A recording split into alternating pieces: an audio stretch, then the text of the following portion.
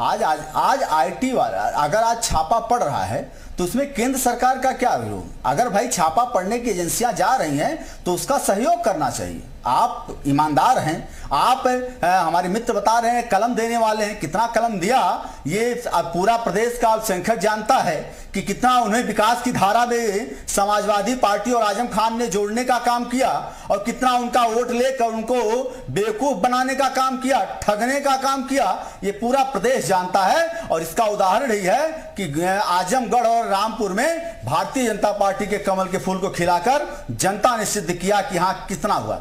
जिस व्यक्ति ने अपने लोगों की जमीनों को हड़पने का काम किया उस व्यक्ति ने कलम की बात करते हैं। 3 साल से जांच अभी तक पूरी नहीं हुई है और बिल्कुल इस बात पर पूछताछ करती है जेल में, 3 दिन तक पूछताछ चलती है। 3 साल से ये जांच चल रही है, अभी तक पूरी नहीं हुई है।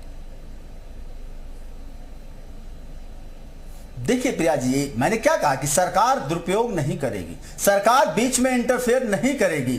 अब वो ईडी एजेंसी जो है, एजेंसियां जो जांच कर रही हैं, एजेंसियों का अपना राइट है ये कि वो कैसे किस तरह से जांच करती है। अगर कुछ आएगा तो बताया जाएगा। पहले से इतनी बौखलाहट क्यों है? इससे स्पष्ट हो रहा है कि कहीं ना कहीं चोरी बेईमानी बिल्कुल कहीं ना कहीं है। एक कहावत पूर्वांचल की है, बोया पेड़ बबूल का आम कहां से खाए। जब आपने बोया ही पेड़ काटे हैं, लोगों को लूटा ही है, लोगों को ठगा ही है, और जो सरकार की जो फंडिंग जा रही थी, चूंकि आजम खान साहब समाजवादी पार्टी के दूसरे मुलायम सिंह यादव, इससे हम अलग नहीं हो रहे हैं, हम मानते हैं इस बात को। इस नाते सरकार की ज्यादा से ज्यादा फंडिंग आप जौहर यूनिवर्सिटी और जौहर ट्रस्ट में देने का काम, बिना किसी कारणवश करने का काम उस समय के चीफ मिनिस्टर लगातार करते आए। ठीक है, तो इस नाते जांच बनता, आईटी छापे वाली एजेंसी अपने आप को संतुष्ट हो जाए। लेकिन हर जांच के बीच में बीजेपी का रोल यहाँ पर सस्पेक्टेड क्यों हो जाता है? ये बड़ा आम हो गया है कि आरोप लगा दिए जाते हैं। और देखिए, घोसी चुनाव हुआ, उसका रिजल्ट आया और उसके बाद से एकदम से अब यह खबर 1 हफ्ते के भीतर सामने आती है, फिर से छापेमारी आजम खान ही नहीं, उनके करीबियों पर, उनके रिश्तेदारों पर, और यूपी से लेकर के एमपी तक ये छापेमारी हो रही है। मैं रुख कर रही हूं कुलभूषण त्रिपाठी जी, आपका कांग्रेस पार्टी का क्या स्टैंड है, किस तरीके से देखते हैं आप? जांच एजेंसियां जांच कर रही हैं, चाहे 3 साल में जांच कंप्लीट हो, 5 साल में हो, और उस बीच तो देखिए चुनाव आते रहते हैं, कभी लोकसभा का आएगा, कभी विधानसभा का आएगा। इसका मतलब क्या, अगर ऐसी टाइमिंग है तो सीधे तौर पे सवाल सरकार से पूछ लिए जाएंगे और सरकार के इशारे पर हो रहा है। जांच एजेंसियों को इतना दागदार क्यों कर रही है ऑपोजिशन इस वक्त? वो अपना काम कर रही है, उनको अपना काम करने दिया जाए। बिल्कुल प्रिया जी, आप सही कह रहे हैं, आदर्श स्थिति में यही होना चाहिए। लेकिन इसके लिए हमें थोड़ा सा पीछे लौटना पड़ेगा। 2014 में इस देश में एक महापुरुष, महामानव के नेतृत्व में सरकार बनी और जिसका नारा था कि काला धन हम मिटा देंगे, काला धन हम वापस ले आएंगे, सबके खाते में 15 लाख आ जाएगा। तो पूछा गया साहब, सबके खाते में 15 लाख? क्योंकि काला धन खत्म हो जाएगा, क्योंकि बहुत ज्यादा भ्रष्टाचार होगा, बहुत ज्यादा काला धन। आज जब 9.5 साल उस सरकार को होने जा रहे हैं, उस समय आप देखिए कि कितना काला धन आया साहब। नोटबंदी आज हुई कार्रवाई पर बात कर रहे हैं सर, हम उस पर आप अपना स्टैंड रखेंगे? काला धन इसी एजेंसी के ठेके से ठीक होना था ना, इनकम टैक्स ही छापेमारी करके काला धन खत्म करेगी। आज 9.5 साल बाद जब देश में वो सरकार कुछ नहीं कर पाई, तो सिर्फ और सिर्फ उन एजेंसियों को अपनी फ्रंटल बना के यूज किया जा रहा है। जैसे राजनीतिक पार्टी की वो एजेंसी है कि जब कहीं किसी राज्य में चुनाव आता है तो वहां छापेमारी शुरू हो जाती है। आप ये कहेंगे कि चुनाव तो कहीं ना कहीं आते रहते हैं, ठीक है, लेकिन क्या एजेंसियां सिर्फ ऐसे ही लोगों पर छापेमारी करती हैं? आंकड़ों के हिसाब से जितनी भी एजेंसियों ने कार्रवाई की है उसमें 98% कार्रवाई इनकम टैक्स और ईडी की विपक्षी नेताओं के यहां हुई है। न तो बिजनेसमैन के घोटाले आपको दिखाई दे रहे हैं, अडानी के ऊपर आरोप लग रहे हैं, आप एक जांच नहीं कराएंगे, अंबानी के ऊपर आरोप लगते हैं, आप एक जांच नहीं कराएंगे, क्योंकि वो तो हम दो हमारे दो की सरकार है। लेकिन जब कुछ गलत किया ही नहीं तो फिर डरना क्या? डरना बिल्कुल भी नहीं प्रिया जी, कोई नहीं यहाँ डर रहा है। डराने के तो सारे हथकंडे इतने दिनों में आपने अपना लिए ना, आजम खान साहब के खिलाफ और विपक्ष के तमाम नेताओं के खिलाफ। राहुल गांधी जी को भी बिठा के आपने 55 घंटे की पूछताछ की ना ईडी के माध्यम से। आपने सोनिया जी को अस्वस्थ हालत में भी बुला लिया ना। उसके बाद आपने क्या पाया? आज तक ये सरकार बता पाई कि ईडी की इतनी बड़ी कार्यवाही जो हुई राहुल जी सोनिया जी के खिलाफ, उसमें क्या पाया गया? देश को जानना चाह रहे हैं कि आप ये कर क्या रहे हैं।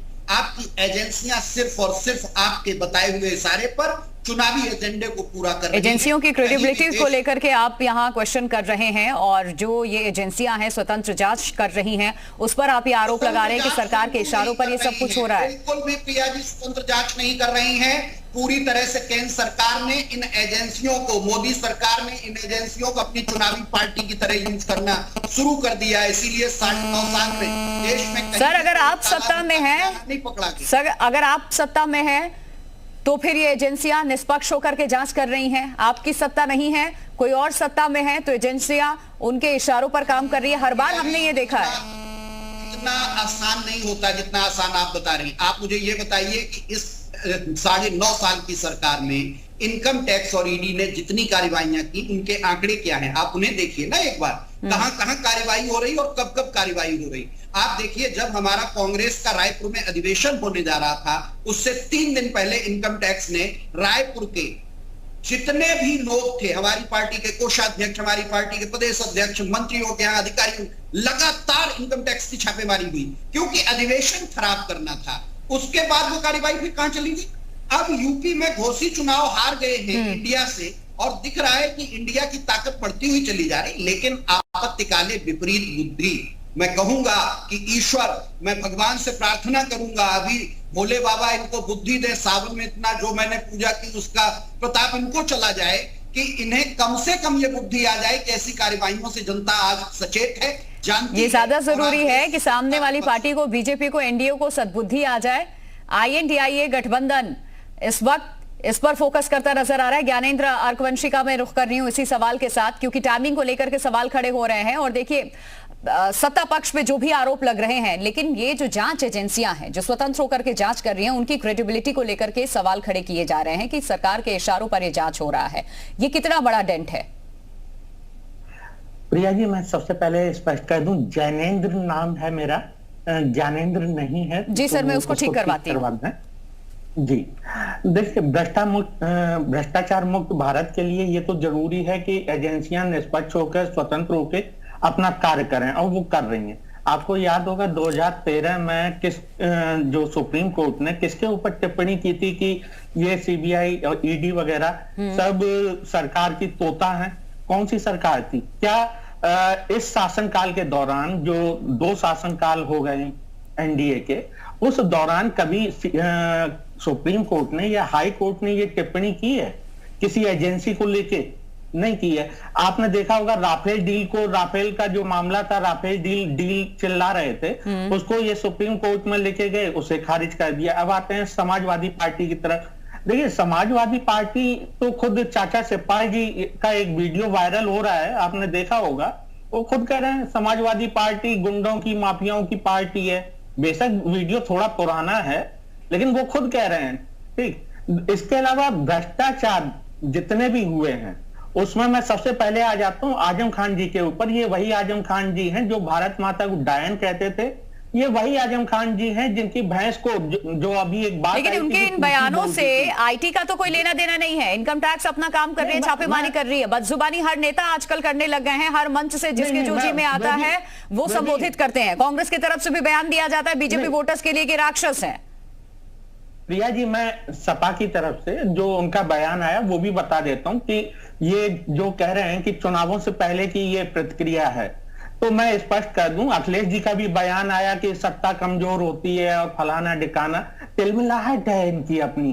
ठीक, ये मैं आपको बताता हूं, जो इनकी 3 दिन की जो जांच हुई थी पहले, वो उनकी अपनी आय से अधिक संपत्ति की थी। और ये जो जांच चल रही है, जो उनका ट्रस्ट है उसको लेके चल रही है। उस ट्रस्ट में जो उन्होंने जमीन कब्जाई थी उसके लिए पहले जांच चल रही थी, लेकिन अभी उस ट्रस्ट में दान देने वाले और जो आजम खान जी जगह जगह नारे लगाते थे कि अरबों की मैं गरीबों के लिए यूनिवर्सिटी बना रहा हूं, और जबकि इन्होंने कागजों में क्या दिखाया था, 50 करोड़ की संपत्ति है इनका जौहर यूनिवर्सिटी। इसी को लेकर वो जांच चल रही है। और वो जो जमीन की जांच चल रही थी वो पहले चल रही थी, वो अभी भी जिंदा है। और जो जमीनें इन्होंने हथियाई थी, जो इनका PDA है ना, यानी कि पिछड़ा, दलित और अल्पसंख्यक, उसमें से अल्पसंख्यकों की जमीन अब हड़पी थी इन लोगों ने जौहर यूनिवर्सिटी के लिए। और शिकायतें किसने की थी? अल्पसंख्यकों ने की थी। वो शिकायतें सर, किसी सरकार ने नहीं की थी। आप